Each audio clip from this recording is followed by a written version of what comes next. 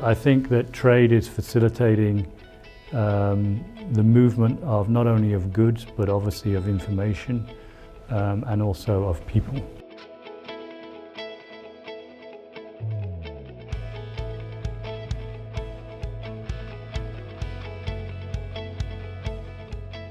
There's a shift from the northern hemisphere to the southern hemisphere where you see trade lanes that have developed over the last few years between, for instance, China and Africa, or between Asia and Latin America.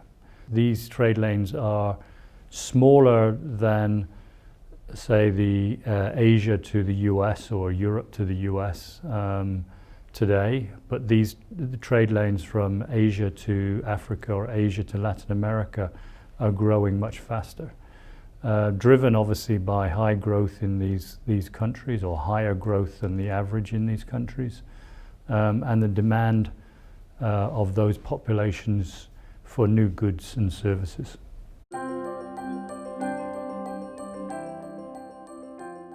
The challenge with growth in flows, for example, from Asia to Africa, really means having the right infrastructure in place. Infrastructure itself within the country often is not as developed as maybe in the more mature markets of the world. You also see that from an infrastructure point of view, moving information also in these countries can be a challenge.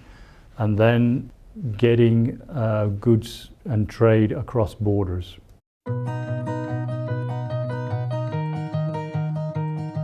The multinational is in a prime position to take advantage of the shift much earlier than smaller companies, mainly because they may have some infrastructure, or they may have a organization structure that's capable of taking advantage of these changes quicker.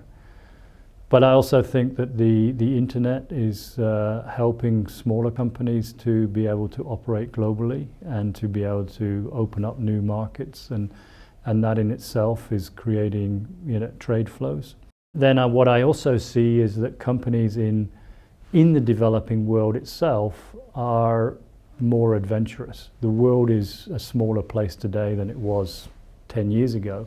It's not so unusual for people to get on a plane and go to another country and do business, and therefore the development of growth in countries and more disposable income has given companies and people the opportunity to take advantage of other parts of the world.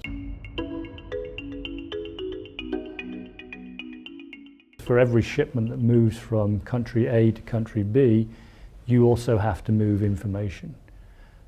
So you need to have the technology and the information capability of connected to all countries in the world.